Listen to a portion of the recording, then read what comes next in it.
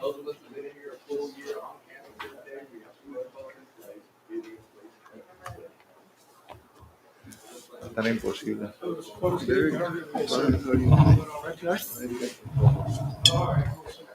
Hey, how are you? Yep.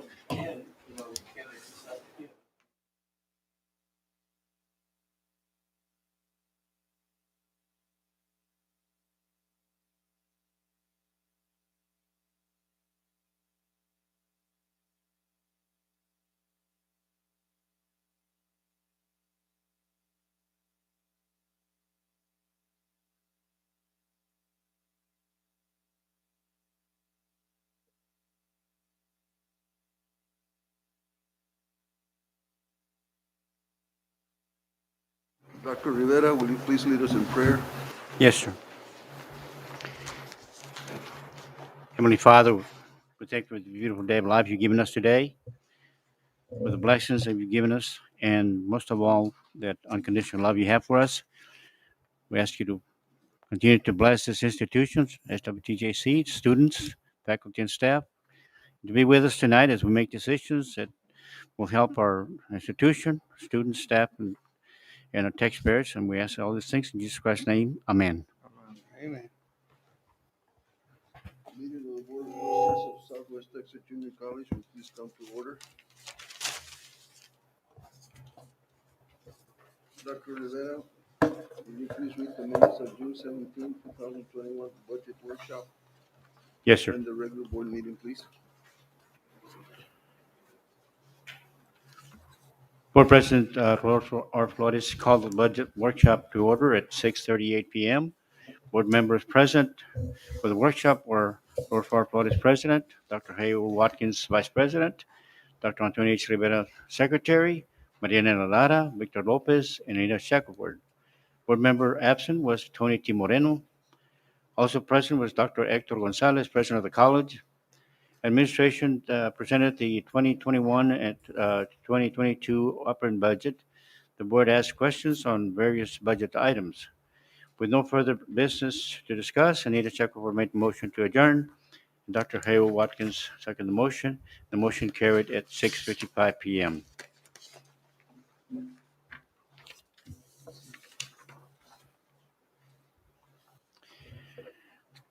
The Board of Trustees, Southwest Texas Junior College, met in regular session June 17, 2021, in the Matthews Student Center Blue Bonnet Room.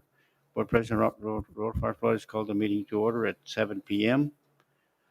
Board members present were Rodolfo Flores, President, Dr. Harry O. Watkins, Vice President, Dr. Antonio H. Rivera, Secretary, Maria Elena Lara, Victor Lopez, and Anita Shackelford. Board member absent was Tony T. Moreno. Also present was Dr. Hector Gonzalez, President of the college. The minutes of the May 20, 2021 regular board meeting were read and approved as presented by Dr. Antonio H. Rivera, Secretary. Board President Flores welcomed guests at the meeting, which included college personnel and Tarski, Margot Mata, Derek Sandoval, Dr. Mark Underwood, Connie Buchanan, Dr. Randall Shell, Wade Carpenter, Isviera Haynes, and Ismael Martinez. Audience to patrons were none. Quarterly investment report was presented by Ann Charsky. College financial condition report was presented by Ann Charsky. Summer 1 enrollment report was presented by Margot Mata, and the President's report presented by Dr. Hector Gonzalez. Motion was made by Victor Lopez and second by Dr. Harold Watkins to approve the May 31st, 2021 finance statement as presented by Ann Charsky. Motion carried unanimously. A copy is attached. Motion was made by Dr. Harold Watkins and second by Anita Shackelford to approve the optional retirement contribution rate at 7.75%. Motion carried unanimously. A copy is attached. Motion was made by Victor Lopez and second by Dr. Harry Watkins to approve the 2021-2022 operating budget. Motion carried unanimously. Copies attached. Motion was made by Dr. Harry Watkins and second by Maria Elena Lara to approve the top winning design from the SWTJC mascot design contest. Motion carried unanimously, and a copy is attached.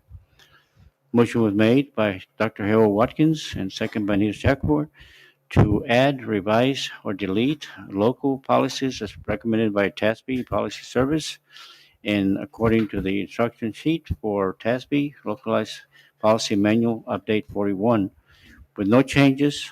A motion carried unanimously, and the copies attached. The motion was made by Victor Lopez and second by Nita Shakur to on issuing a competitive seal proposal for the construction and repair of parking lots at the Chinham Technical Center and the Eagle Pass AEL facility. Motion carried unanimously, and the copies attached. Board President Flores called the board into executive session at 7:32 p.m. to consider A, employees terminated, resigned, retired, new hires, and transfers according to tax code, government code 551.074. At 9:35 p.m., the WCC board reconvened in regular session.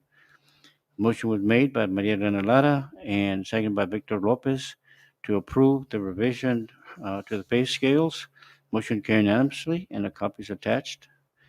A motion was made by Maria Elena Lara and seconded by Victor Lopez to approve the salary adjustments in the amount of 2 steps for employees on pay scales and 4% for administration, and set the president's salary at $214,000.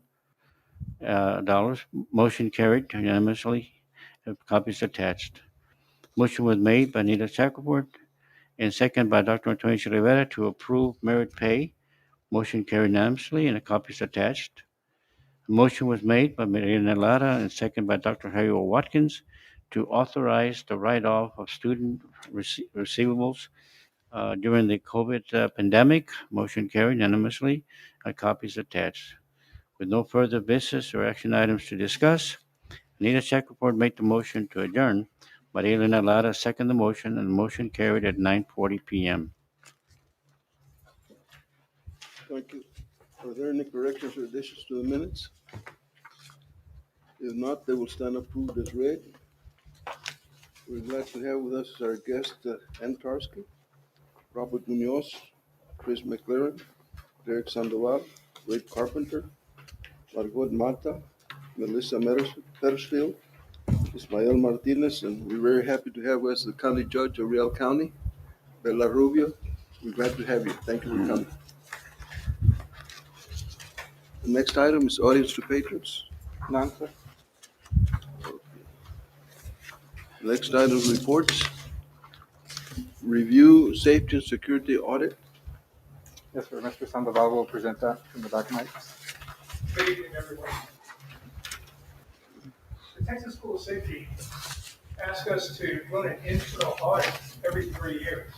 And this is our 3rd year in which we will submit before approval later tonight for the Texas School of Safety. Some of the areas of concern include environment, facilities design, police and security, emergency management, information technology, policies, communication, business continuity, resources, and residential facilities. Obviously, it covers a large area, and there's a team across the institution that help answer the audit. We're very grateful for our team.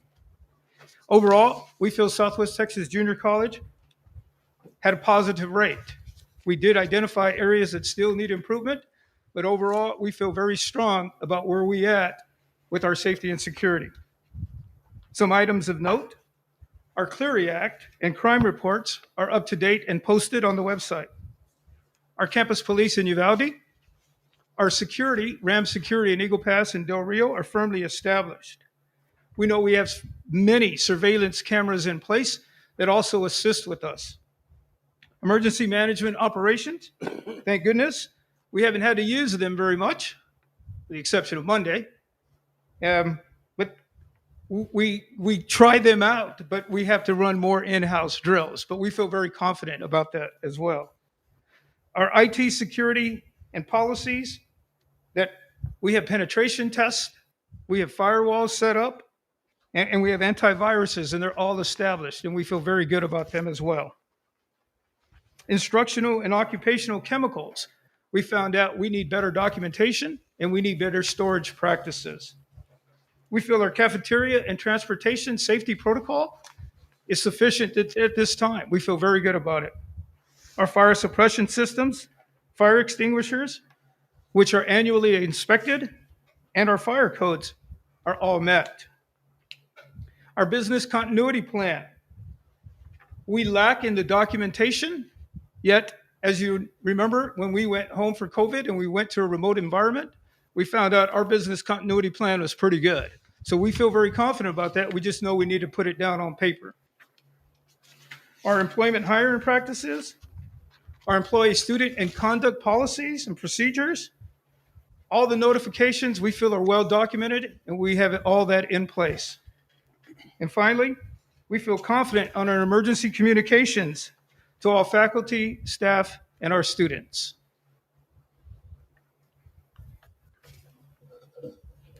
Thank you. I have a question. Yes, sir. Do we have an action plan in place for all these issues? Not all of them, sir. We did identify, like our business continuity. We know what to do. We just don't have it all written down. Many of the safety procedures you'll find on the website. They are documented. Our emergency response plan that was revised in 2019 is on the website as well. And that would be submitted on our SACS fifth year report as well. So a lot of this is documented. But we still found areas that we still need better documentation. And is there anything going on like on a yearly basis where we go back and look and make sure that we're following through on all these items that are kind of lacking or Mr. deficient? Moreno, that's a very good question. This is my second security report from where I sat. 16 months we've been COVID-19. We have not had the people on campus, but we will get better at this. We do know we have a strong team in place. Our framework is set up. And so the next one is due in 3 years, which is 2024? That is correct. Thank you. Thank you, sir. Any more questions? Who's on the team? There's some of them are sitting in this room. Ann Tarsky, Margot Mata, and our IT department. If you start looking at the housing questions, that's Oscar Garcia, Sylvia Fernandez, Denise Odom, Frankie Pano, Oscar Garcia, who's in HR. It's a wide range of teams. We have counselors and advisors that helped us answer this as well. So it is not a one-man show. There are plenty of people that are identified, and they are identified in the report. I just can't remember them all this evening, but there's 15 to 20 people on our team. No way can I do this by myself. We have a good team. Thank you, Derek. Next item is President's report. Yes, sir. So item number 6 in your board packet is a formal report. And I'm not going to read it to you, but I'll hit some of the highlights. Obviously, the biggest topic of concern is COVID-19. As I reported to you, back in June, we had no cases to report. And it was very promising based on where we were in June, end of June, first week of July, that we were on a trajectory to open up this fall as normal as possible. So much so that, the second week of July, we were considering opening up more sections of face-to-face, in-person seats for students. We were going to open up the dorms even further. At the time, we saw a slight uptick in cases. So we decided just to take a pause and see if that was a blip or if it was the beginning of a surge. So I'm thankful that we paused, because we paused at a level where we can maintain 6-foot separation in the classrooms. The recommendation at the time was to go from 6 feet to 3 feet, which would have been probably as close to normal as we could have gotten. But we put that on hold, and I'm sitting where I'm sitting today. I'm glad we put that on hold at the time. We're in a period of high community transmission, not only here in Uvalde, but also in Eagle Pass and Del Rio. We're in Crystal City, Zavala County, where our main facilities are located. We have a multi-layered strategy to mitigate COVID exposures. Obviously, we are promoting vaccines. We hosted a second round of vaccines on campus today. We are physical distancing in the classrooms, and these are as recommended by the CDC. Hand washing, respiratory etiquette. Every restroom on campus has, the 20-second and, how to wash your hands. I think we all have mastered that. We do contact tracing. If there is a positive case, then we look at those individuals, notify individuals that are surrounding them that were in close contact. We're not testing for COVID, so we don't have a 1 week, every week test or any testing at this point. We've relied on Curative that's here in town, but it's something that we're looking at and see if we need to implement. We maintain a healthy environment. Obviously, you see the air scrubbers. They're in every classroom. They're in every common area. They're in most offices, and we're finishing up all the faculty offices. So every office will have an air scrubber in it. We're maintaining a healthy operation. We're communicating. All of our COVID protocols are on the website. We're communicating to students, communicating with staff. We continue to disseminate information. We've been encouraging mask usage up through Tuesday. And so Tuesday is when I moved up the requirement for employees to wear a mask. We had multiple exposures that hit us on Monday. In early August, I had put out a video message to all of our employees asking them to please wear a mask. I went to my leadership team and I said, please set the example. You wear the mask and set the example for everybody else. And I'm very glad that they did, because one member of my senior team tested positive for COVID. It was an off-campus exposure. But had we not been wearing masks, we would have quarantined our entire leadership team the week before school started and the first week of school. Prior to that, we had quarantine remote operations for almost entire departments. I know it's important for our students. We have many students that, because of distractions at home, lack of technology at home, lack of broadband at home, and frankly, learning styles, that remote work just doesn't work for them. We understand that. It works for some, but not for everybody. And we're doing everything possible that we can to give those students that selected and requested a face-to-face course, give them that opportunity. We cannot do that if we have half my faculty, entire department, counselors, financial aid, in quarantine or sick.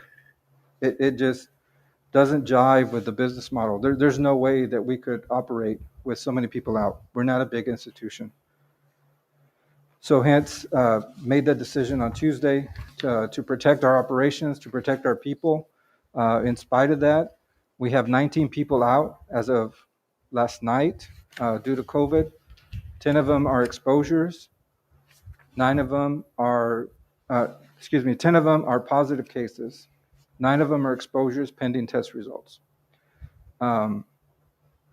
Last night, sadly, we lost a part-time faculty member for our CDL program. So I got a message late last night that he had passed away. It's not about politics. It's about lives.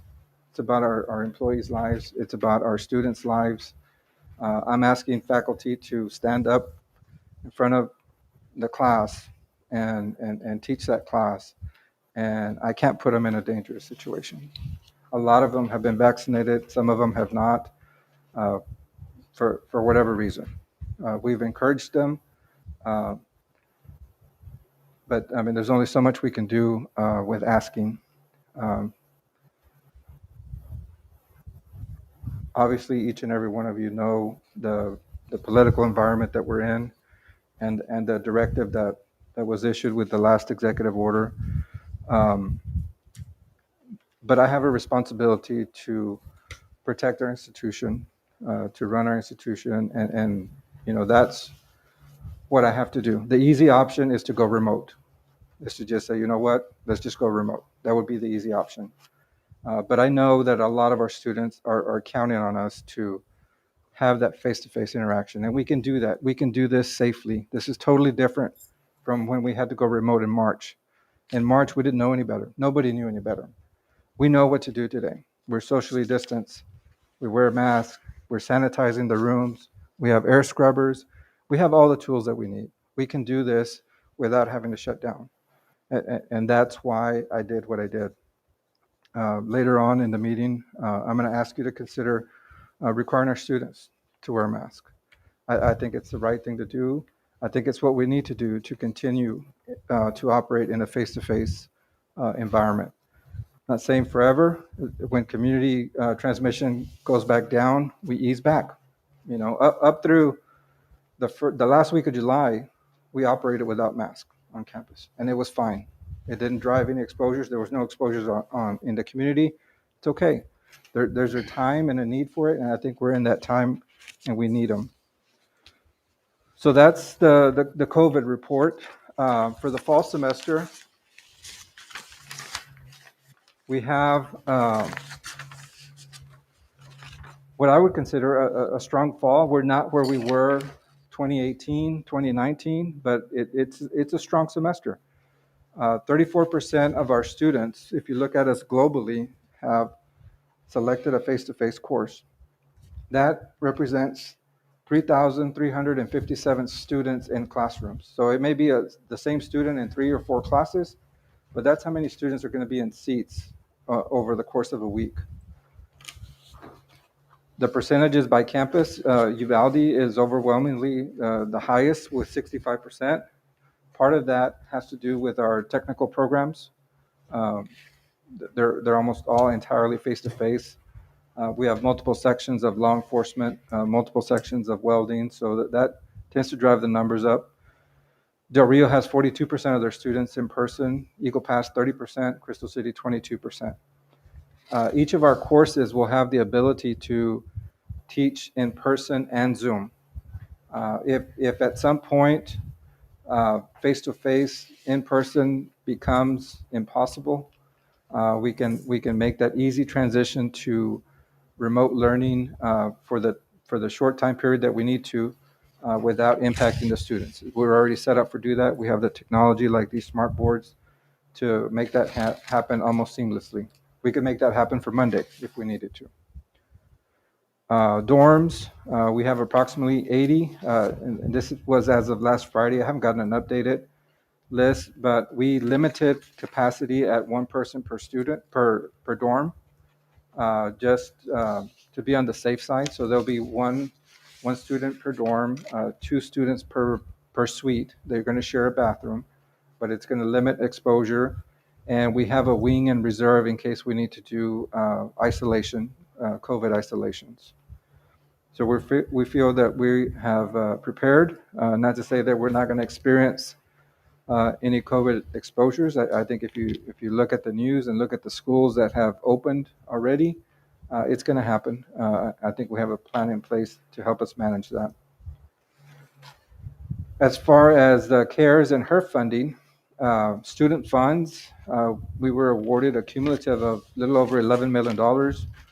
We have awarded $4.5 million, so we have $6.4 million to award for this fall and possibly the spring. We're going to try our best to get that awarded out.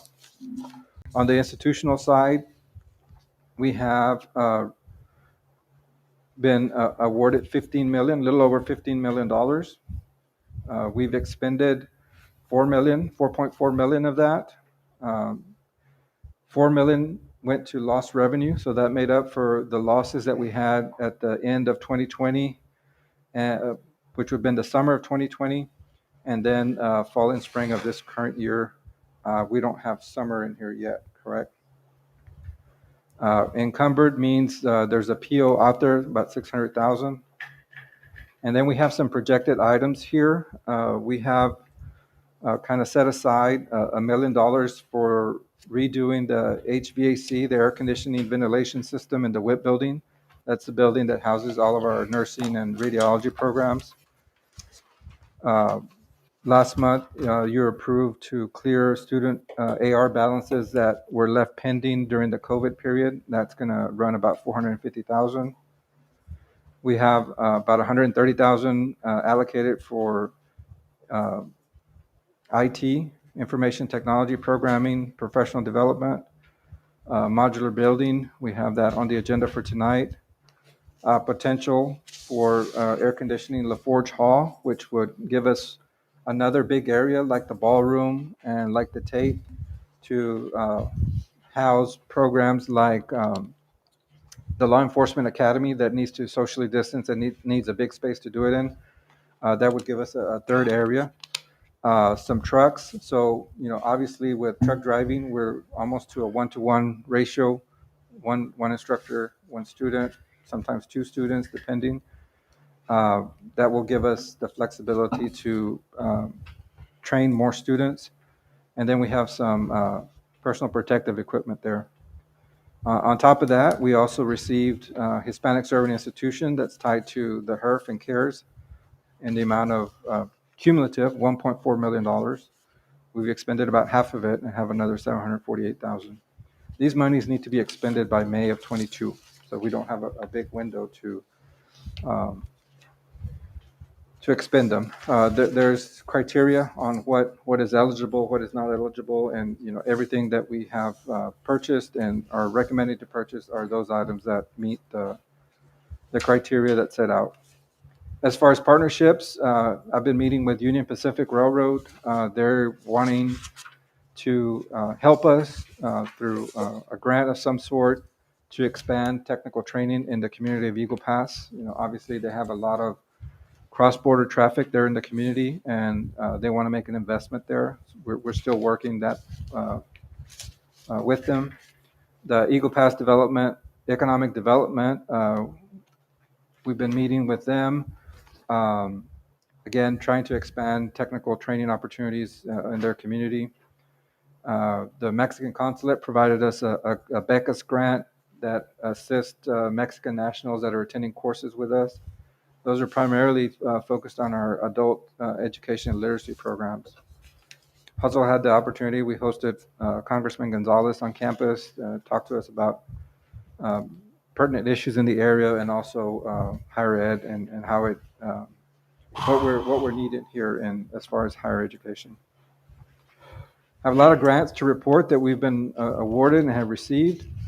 City of Eagle Pass awarded us $249,000 to train RN, LVN, CNA students. Also provide us with nursing stipends to help attract and retain faculty in that community. The Texas Workforce Commission awarded us the JET grant, Jobs in Education for Texans, $312,000 to fund enhancements for our diesel program, again, there in Eagle Pass. We also receive a Department of Ed grant. It's called the IREPO, Institutional Resilience Expanded Post-Secondary Opportunity, $1.5 million. That grant will help us expand remote course offerings, so online, Zoom, and get us to a point where we can offer a complete, a degree completely online. We'll also expand the use of open education resources, which is the student will not need a textbook. Everything's available online, a huge cost saver there. Also, Saul Ross State University was awarded the National Science Foundation grant, $1.33 million. That is primarily for scholarships to expand STEM teachers for our area. And that was a partnership with us. So congratulations on the grant. And U.S. Department of Education, like I said earlier, the Hispanic Serving Institution from HERF, we have received an additional $745,000. So we've had a busy month and a very positive month. If you look at all the grants that we received, and there you can peruse the upcoming meetings that we have or that I have on my agenda. And I'll stop there, Mr. Flores. Any questions? I have a Comments? question, on the Solros, the National Science Foundation grant. How does that impact us and how many students for us are impacted? Dr. Munoz, do you have any more Yes, specific? yes, sir, Robert Munoz with Sol Ross, Ms. Moreno. Perfect timing with Dr. Gonzalez's presentation. We start interviewing students from Southwest Texas Junior College into that. The first year, I believe, is 2 students per area, and then that'll move on to 4. And so the impact is building that bridge for your students to continue with us, especially in the science area. So that's where the grant, we had a team from, not only my faculty, my chair, that is in Del Rio, we also had Dr. Ortiz, who teaches for both institutions, create pathways there in that, along with individuals from Alpine campus. So we'll report out more on that as I get the results. They were doing interviews this morning here, and then they were all this afternoon doing the interviews with students. So definitely, I can report completely on that at next board meeting this week. Thank And you. we'll also talk about our STEM camps that we just completed. Sounds good. Thank you. Now, I have a question on the City of Eagle Pass grant for the LVNs, RNs and all that. How are they gonna distribute that? Is that for us to distribute or? They are, so that portion is they're funding the tuition portion, the scholarship for X number of students, LVN students, RN students, CNA students. I'm not quite clear on the selection of those students, but it's in essence a scholarship. So the student can go through the program without bearing the cost of the tuition. And then, like I said, on top of that, they funded, I believe it's a $15,000 stipend to nursing faculty, new nursing faculty that would agree to teach in the ADN program, in the RN program there in Eagle Pass. That's the one that we're struggling to fill positions, so they want to, dangle the carrot, so to speak. And other question is with the Union Pacific Railroad, what type of jobs are those? So Union Pacific wants to, there's not a set criteria.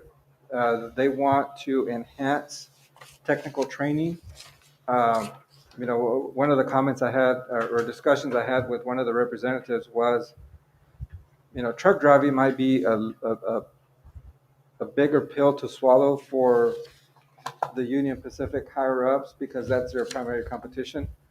But, diesel mechanics, law enforcement, talked about cybersecurity. We could do healthcare, we could do diesel as well. But, truck driving. There's really not a set criteria. They just said, put a proposal together, $250,000. Let's see what we can do it, see if I can sell it to my bosses. We want to make an investment in that community that is focused on, can you train an additional, 250 students in a 5-year period, something of that sort. And that's what we're working on. We're primarily focusing right now on diesel. So you saw that we got the JET grant for $300,000.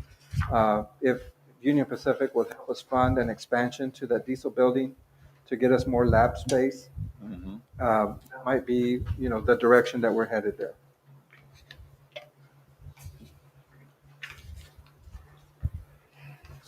Any other questions, comments?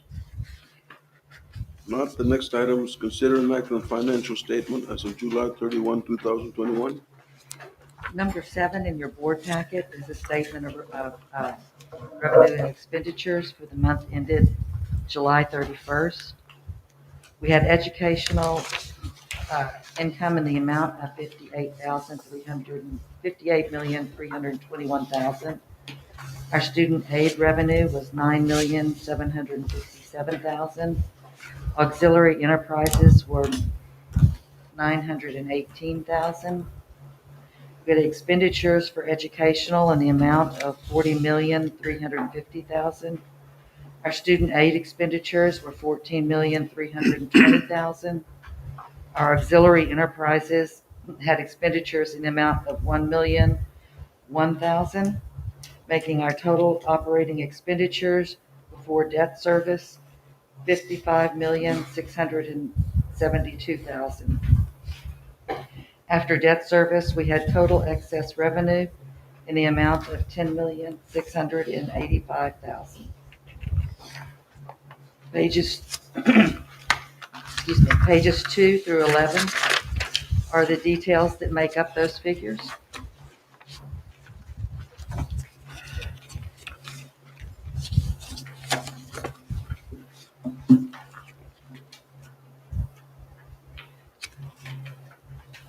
On page 12, you'll find our statement of net assets without GASB adjustments unaudited for July 31st, 2021.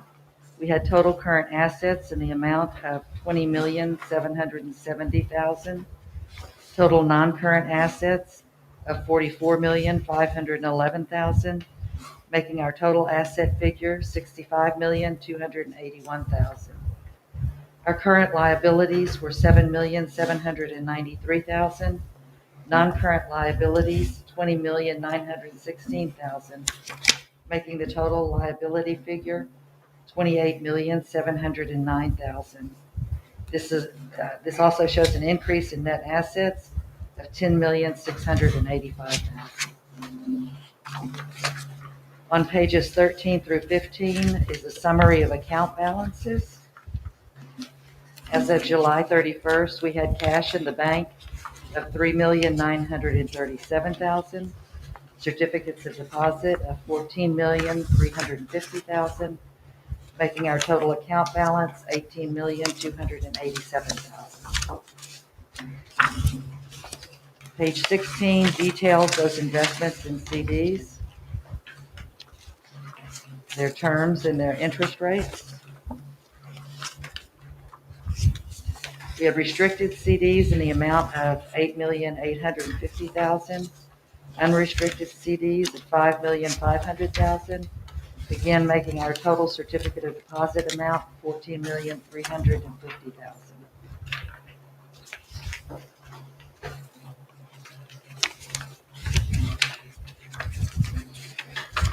Page 19 shows the maturities and the renewals for the month of July. And page 20 details our scholarship amounts. We had total scholarships, the amount of $952,547.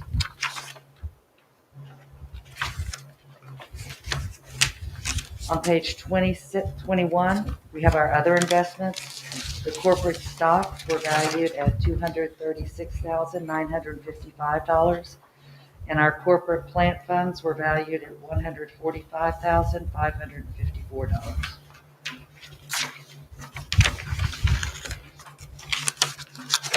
Questions or comments, please? Is there a second? I'll second. All in favor, say aye. All opposed, motion carries. Next item is consider and act on payroll stipends. Yes, sir. This is item number 8 in your board packet. We inadvertently left this off last in June when we brought you the pay scales. So the first page, or actually the second page that has proposed stipend amounts, those are what we currently pay. So we just, since we approved the pay scales, we felt it necessary to have an approved stipend amount as well. These are all current amounts that we pay. And then if you look on the right, the faculty work experience, those used to be embedded in our old compensation schedules. And what we did is we took them out So now the scales are just the steps, and then we're going to treat the same bonuses as a stipend. It really simplifies how we calculate salaries. There's a slight increase there. I want to say we rounded up to the nearest 50 going up on the 5-year bonus, 10-year bonus. We had odd amounts after years of increasing at 1% or 3% or 5%, whatever it was. We would end up with like $1,011 or something like that. So we ended up rounding them up.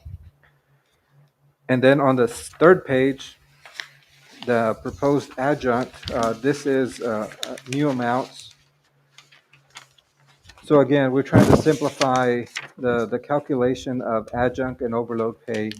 This is a very cumbersome process that we're using right now. There's all these different formulas and charts that you have to cross-reference to get to what we're paying a faculty member that has a 6 course or a part-time faculty member, an adjunct. And so created a committee to look at it, study it, and came up with recommendation the charge was to simplify the process, one, and number two, to increase the pay for adjunct courses for adjunct faculty. We hadn't touched adjunct faculty in, gosh, at least 10 years probably, if not more. So where you see the $750 per semester credit hour, what we paid last year or the year that we're in is $526. So it's about $250, $200 increase, $225 increase. The per lab hour, that's $425, was $290 in the past. So it averages about 20% increase. When we analyze the impact of that change, we used the fall 2019 adjunct schedules, ran it against the new totals, and we ended up with a little over $80,000 per semester as an increase. We had budgeted for $200,000 increase in our adjunct salaries, so it's covered in our proposed budget. And I would ask the board to approve those increases for our adjunct and overload pay for our faculty. I have a question, Dr. Gonzalez, on the stipend. So how long have these amounts been on there? For quite some time? Yes. And who determined the amounts? We did, like the nursing stipend, that's been there 10 years maybe, where we couldn't attract the faculty with a regular scale. And then we first attempted to create a scale on its own for nursing. Still didn't get there. And then that's when we added this stipend for the ADN, VN, continued running into those problems with welding. I mean, it's the areas where it's tough to find employees. And instead of creating an entirely new scale, just for that program, we said, you know what, we're still going to treat you as a master's prepared faculty, but we're going to add this stipend to try to get people from the industry to apply and to teach. It's primarily focused in our technical programs. So all these people in these positions already have a salary and everything else. So if you look back to this year that we're in now, that we're ending, that is calculated in their salary. So it's their base. If you look at the old scale, was $42,000, and then you would add a $5,000 stipend on top of that, and then it gets divided by 12 months or 9 months if they elect to go 9 months. And it was all calculated that way. So, and when it comes down to a raise, do we do it on the base or we do it on the total? No, on the step. So the stipend remains static. From year to year, this stipend will stay the same. It doesn't, if we do a 10% raise, a 5% raise, the 10,000 doesn't go up. It stays the same. It's just on the scale.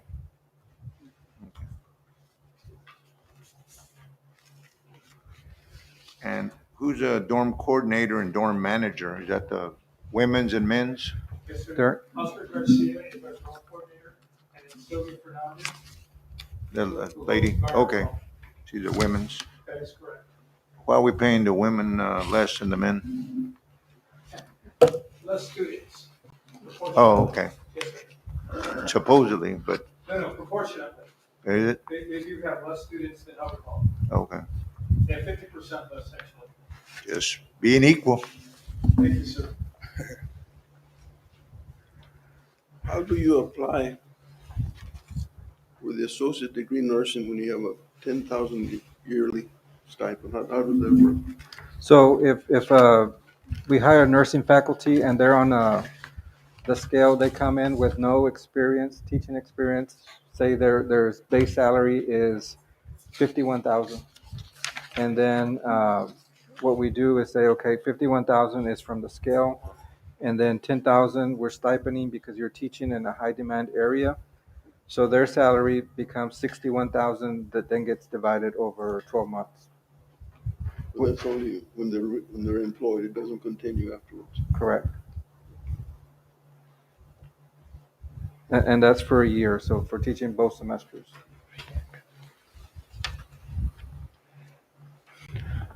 How much stipend was given to Dr. Goshen? The same. Say, If I have made Mr. Wood, I've worked for 2 community colleges prior to coming to Sol Ross. Uh-huh. We were dealing with this at Odessa College 15 years ago, Uh-huh. especially in nursing. At Tarrant, we had a 30% increase for other high demand positions.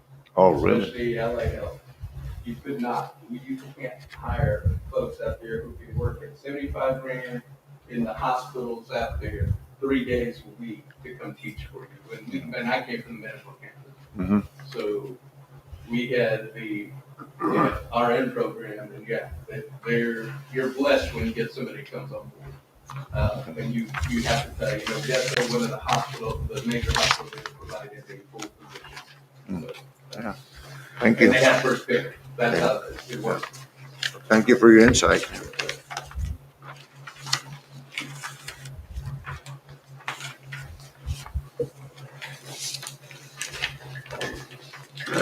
any other questions or comments? I move that we go ahead and approve the stipends as presented, Mr. Flores. I'll second. All in favor, say aye. Aye. All opposed? Motion carries. Next item is consider an act on moving colleague student information system to the cloud.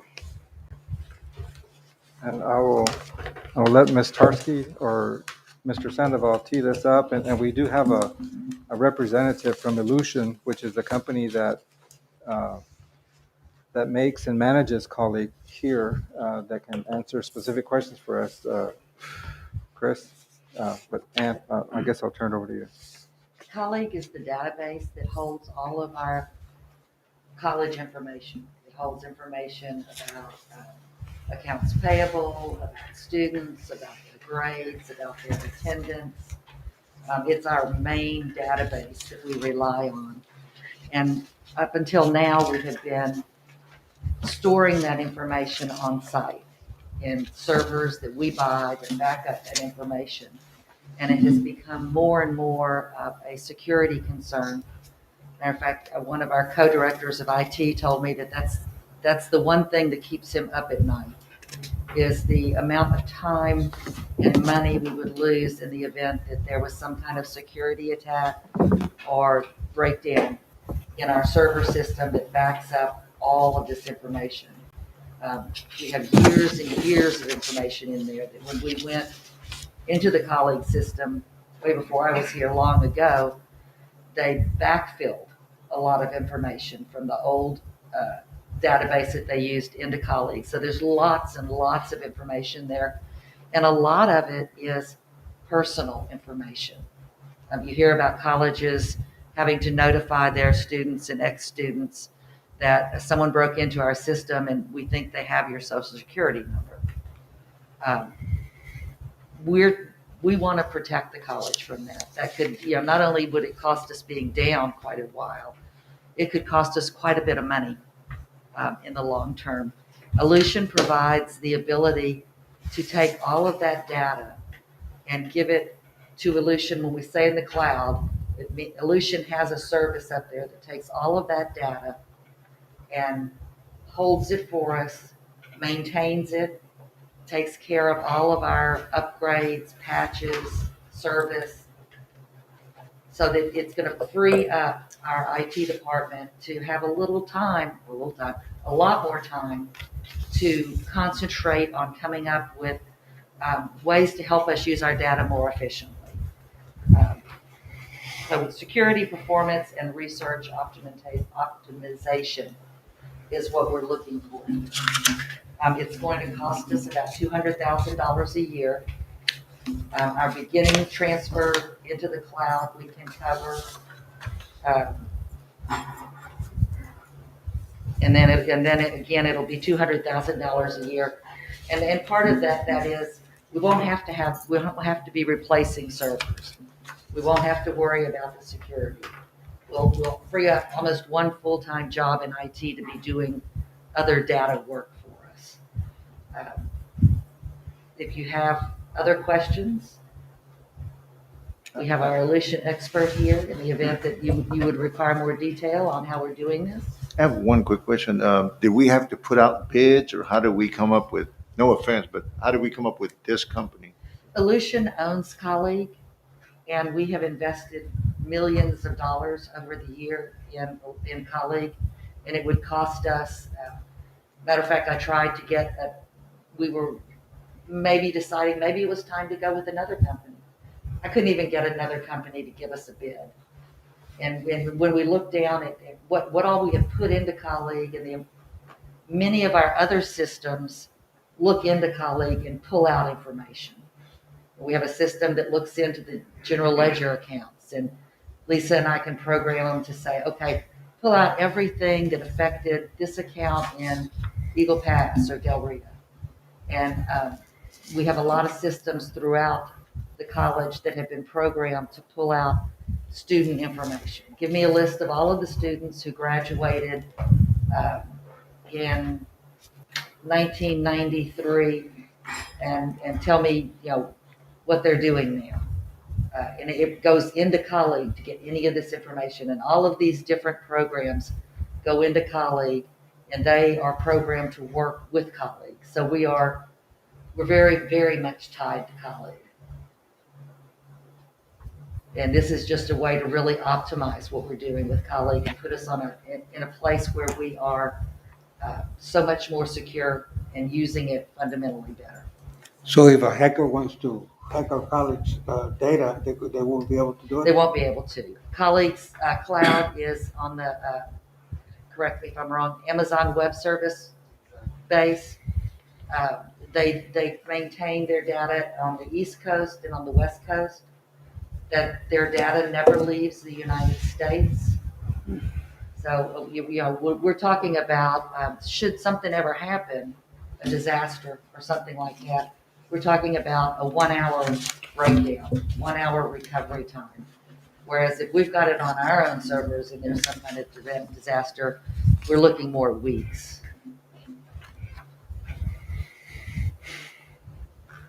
I don't think there's any other alternative if we want to go to the cloud than to the company that provides our software to take us to the cloud.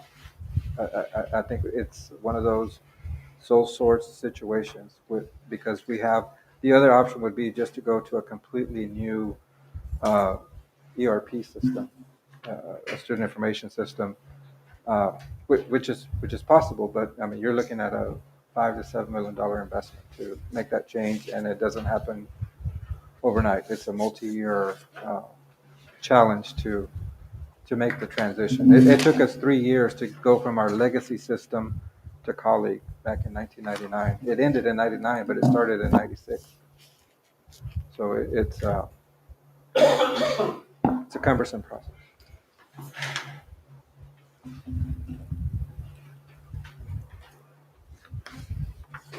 Any other questions or comments? How long will it take to transfer into the cloud? From what I understand, Chris, it's 5 years, right? I'm sorry, the question was. To transfer into the How long cloud. will it take for us to transfer? Correct, 6 to 9 months. 5 years is the term. Oh, that's the, yeah, The okay. term of the agreement, the actual migration itself to take it from the on-premise College. deployment today to the cloud deployment, I'd say 6 to 9 months.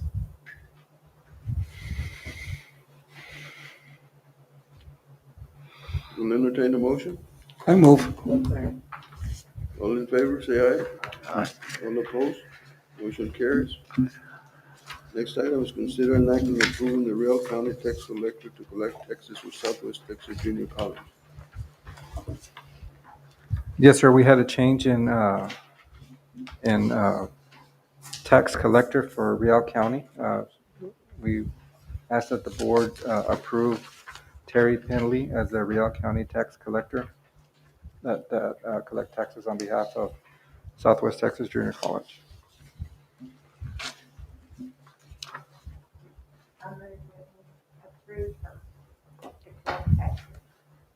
Is there a second? All in favor, say aye. Aye. All opposed, motion carries. Next item, consider an act on certified tax rolls subject to properties under protest. The certified tax values are listed for you on number 11. We have a total taxable value of $4,091,360, no, $4,091,360,921 for all three of our counties. These are certified tax rolls that are still subject to properties under protest. We have properties under protest in Zavala, not in Uvalde and Real counties. Zavala says that they have already determined their properties under protest.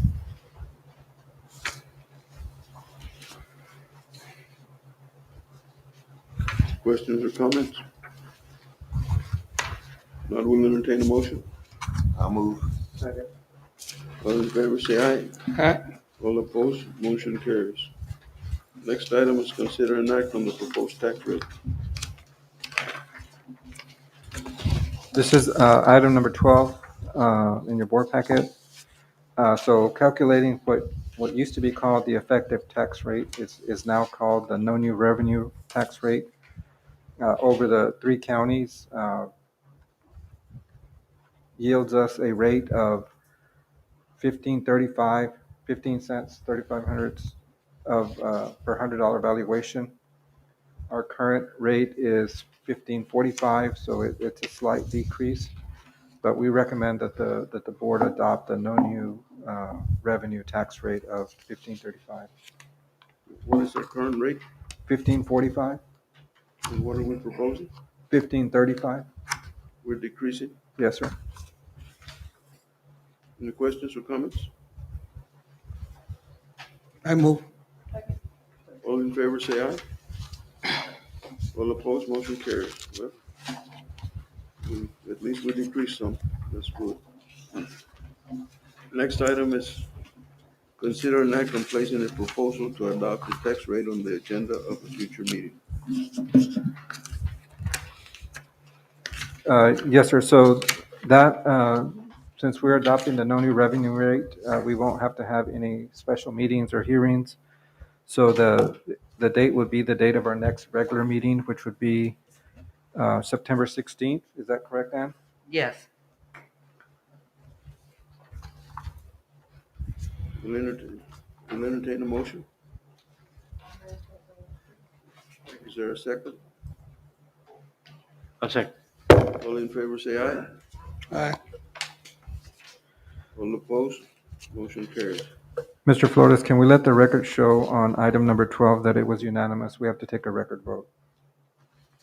The record will show that. Thank you. Next item is consider an act on architect and engineers.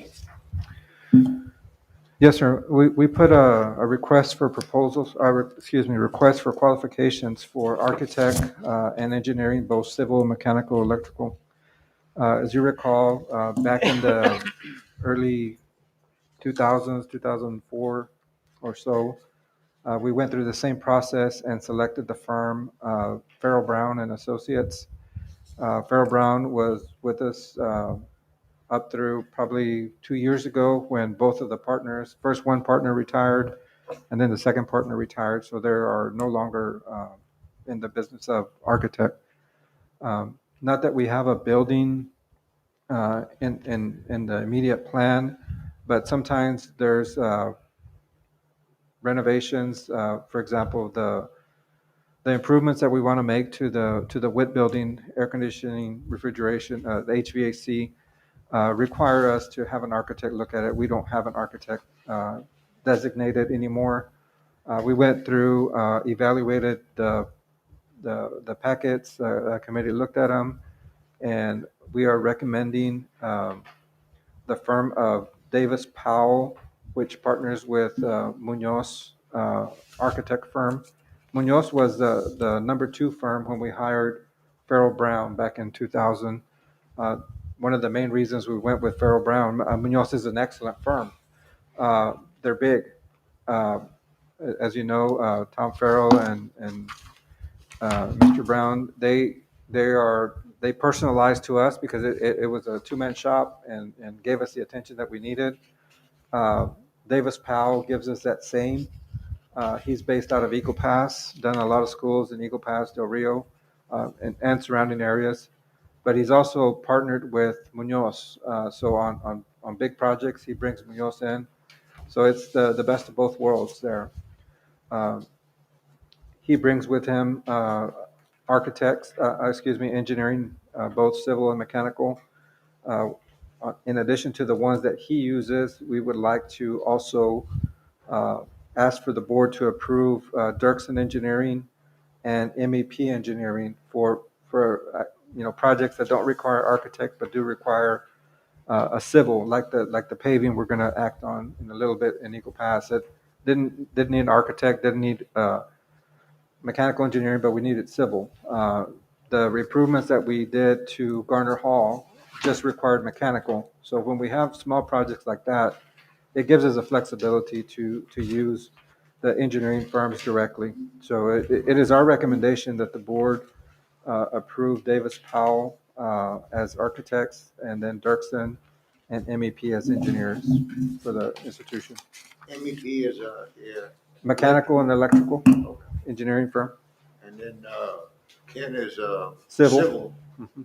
So site work, utility work, that kind of stuff. Questions or comments? None will entertain a motion. I'll second. All in favor, say aye. All opposed, motion carries. Consider an Eagle Pass paving projects.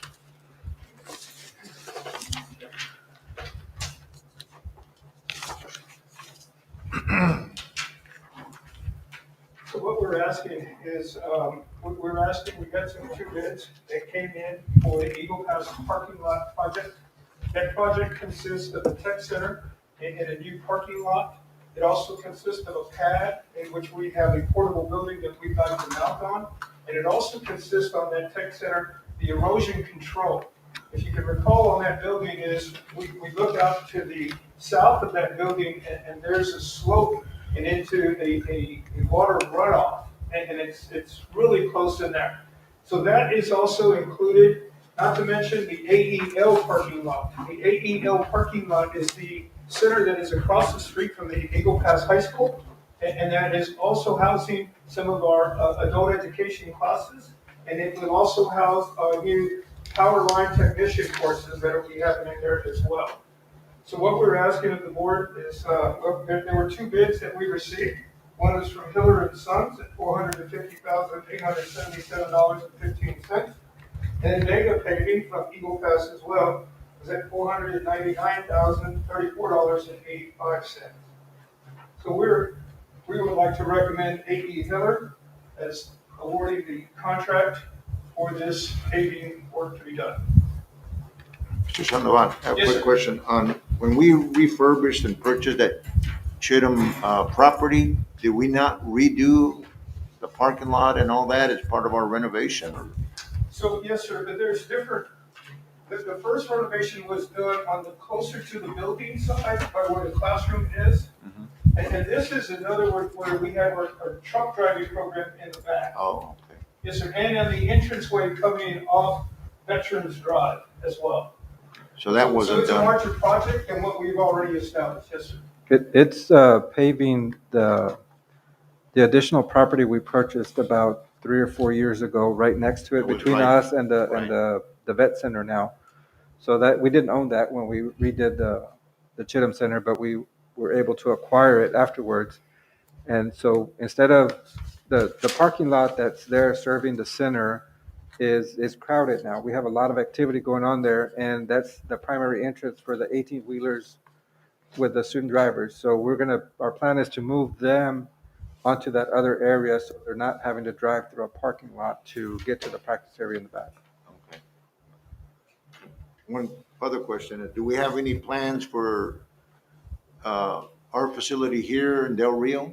Thank you, that's a good question. Yes, sir, we did have Dirksen evaluate our parking lots and give us a formalized yearly plan with an idea of how much it was going to cost. So we looked at the parking lots that were out on the north end of the campus, on our campus. The big one by the softball field, he went to everywhere. He also went to the Eagle Pass campus, Crystal City campus, and Del Rio campus. And so we have an evaluation over every parking lot and paving that needs to be done. And that's where Mr. Dirksen came in for us. So we're still in the study stages and. Yes, sir, but we have that, this is just the opportunity that we had to go into this one, because it was an immediate need according to Mr. Dirksen. And of course, that AEL parking lot is really in need. And now with the use of the power line technician program established in Eagle Pass, it will really be beneficial. Thank you. We're trying to prioritize, very similar to what I shared with you at the last meeting regarding the 14-year plan we have for addressing roofs. Obviously parking is also a major issue for deferred maintenance. So we're trying to prioritize. This is, the highest on the priority, but identify those priorities as we need to hit them and put them on a schedule so we get on some kind of rotation that we're constantly maintaining and keeping up with them and not let them degrade to the point of the AEL center. That center has been in need of paving for many years. And tied it in with the architect that we just approved and the engineering with Mr. Dirksen, one hand is washing the other.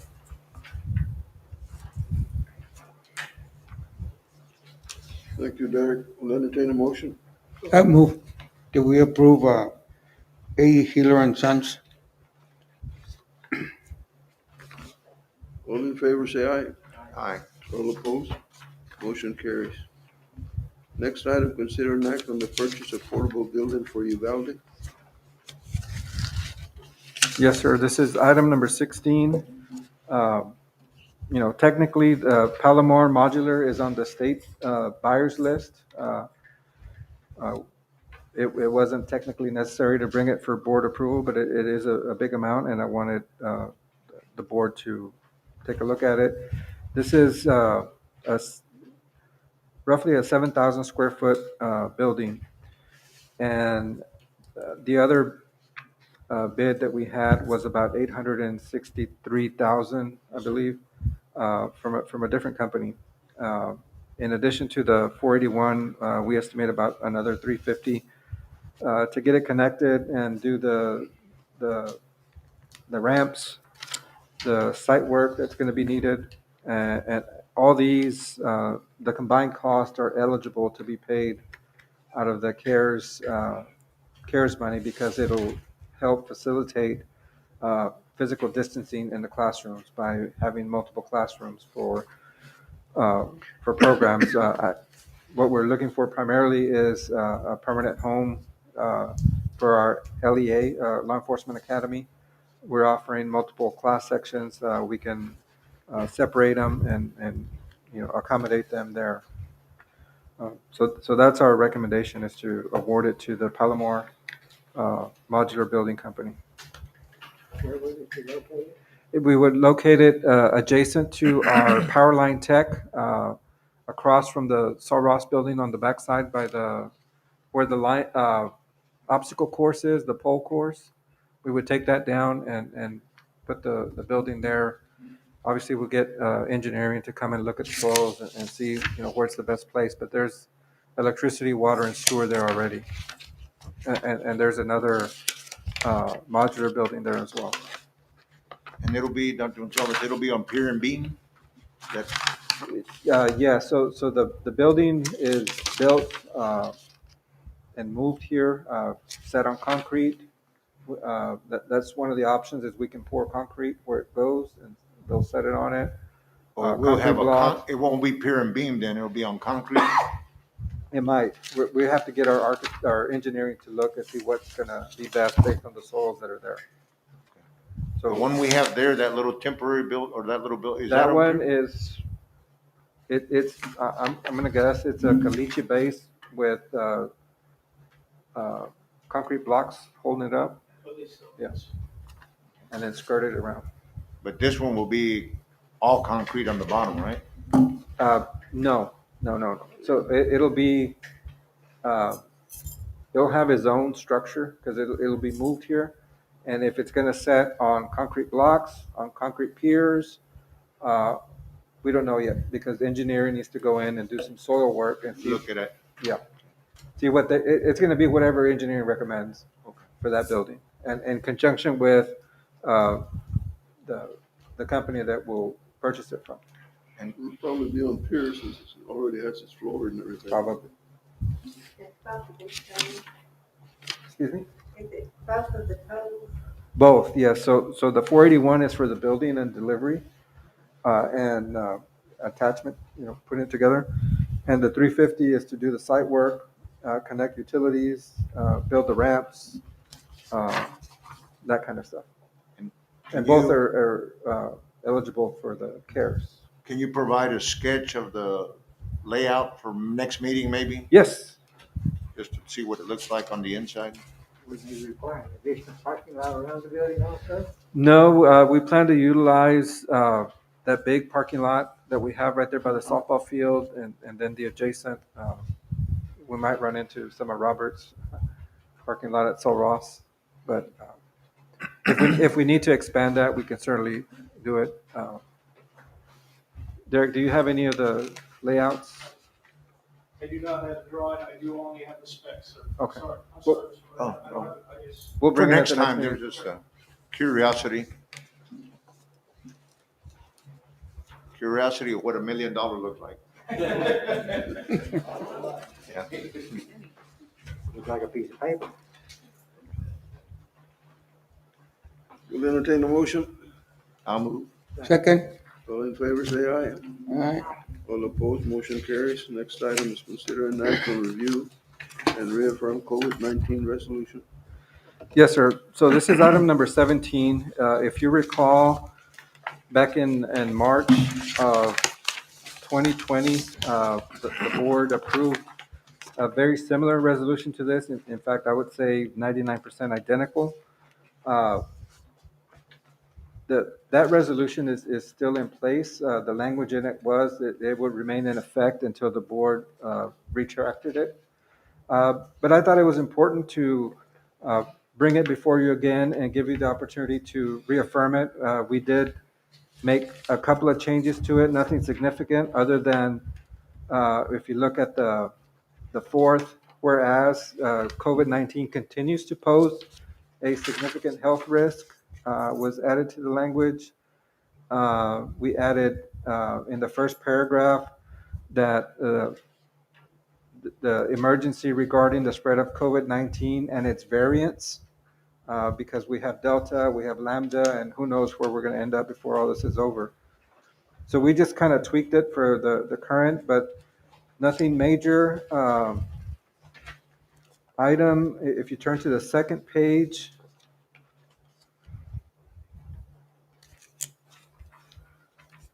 we changed something on the second page, did we not?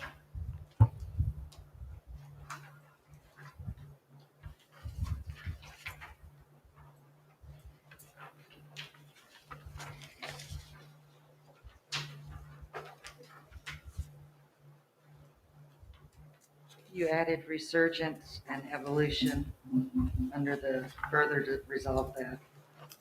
Oh, okay. So the first line, the emergence, resurgence, and evolution of COVID-19. Obviously, we know it continues to evolve with variants, so we added that language there. But in essence, it is the same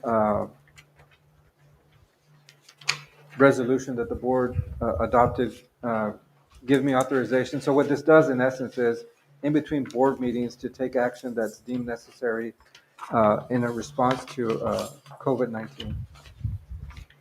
Since the item doesn't act for any modification, it's just a review and reaffirm. So we'll entertain a motion. I move that we accept it as proposed. All in favor, say aye. All opposed, motion carries. Next item, consider and act on the Uvalde County Appraisal District Board nomination.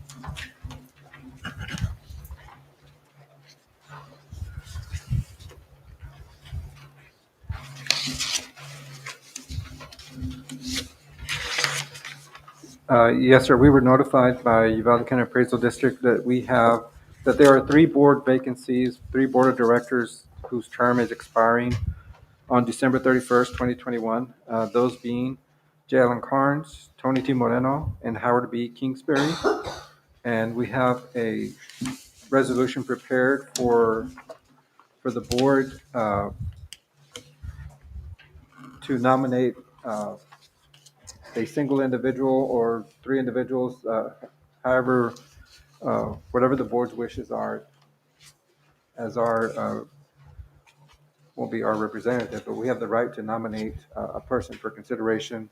Once all the nominees are submitted, then our allocation of the votes is 216 out of the total 3,000, which will come probably for our October meeting, if not November. Since we don't have much choice. No. I would certainly like to be renominated. It's been a challenge, and I wish I would have made more difference in there, but I think if we keep working at it, we'll hopefully help the community. You know, the valuations are just keep going up and up and up, and it's good for the entities because they get more income, but it's not good for the people of Uvalde.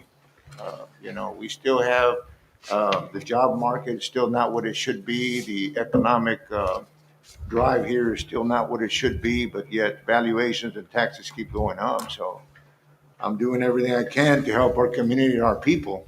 And so I'd like to be renominated if the board decides. Nominate Mr. Moreno, commit all our votes to him. Thank you. All in favor, say aye. Aye. All opposed, motion carries. Next item, consider an act on requiring mask. I put mine on.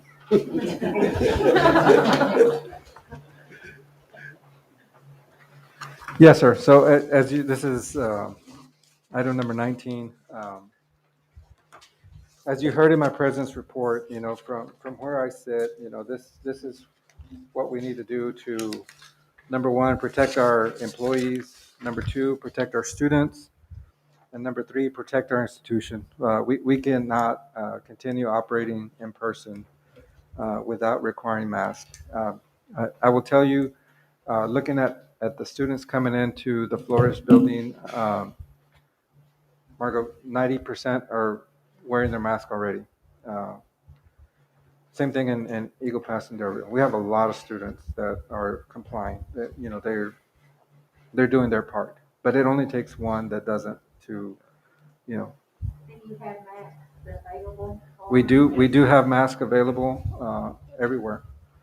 We're making N95 masks available to all of our employees if they want to wear an N95 mask. KN95, we can't get the N's. So those are available to them as well.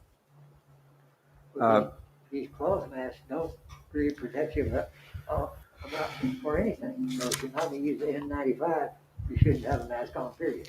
Yeah, so what we're providing for the students is the surgical mask, the cloth surgical mask, like what Derek has on.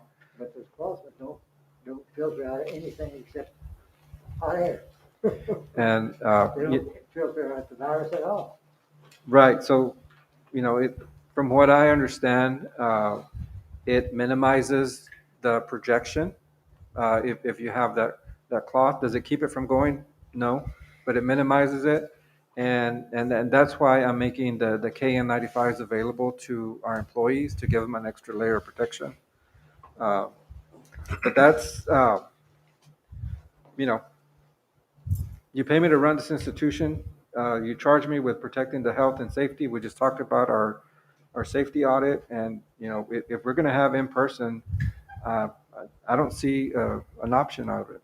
Now, am I going to get reprimanded? Are we going to get reprimanded as an institution from the state? Maybe, probably.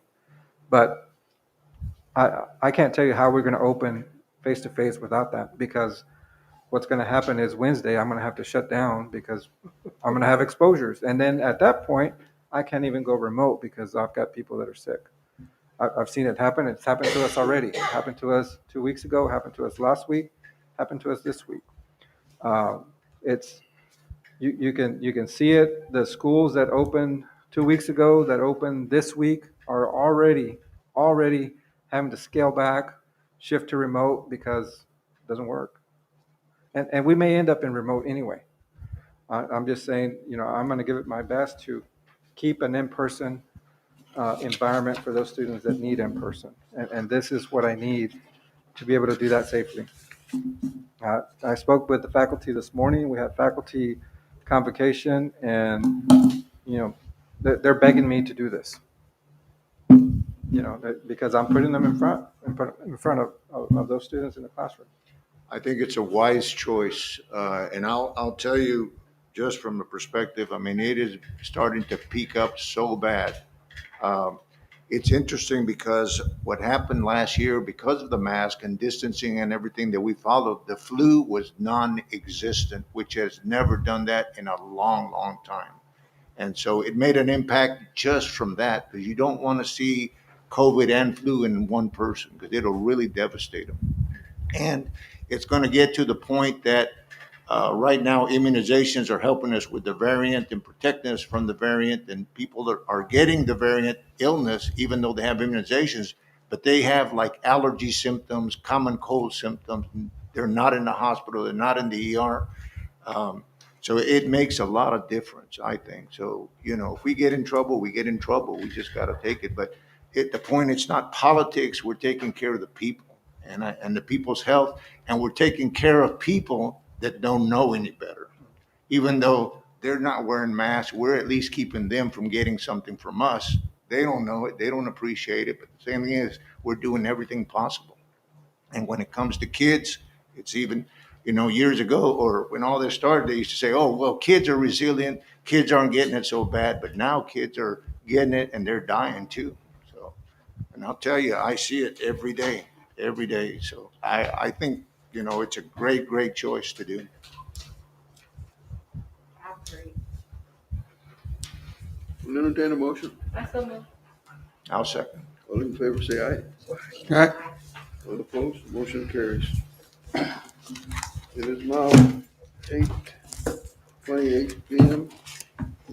It's 8:28 p.m. and the board will convene in closed session in accordance with the Open Meetings Act, Texas Government Code Section 551.0774 to consider employees terminated, resigned, retired, new hires, transfers, Texas Government Code Section 551.074. We're now in executive session.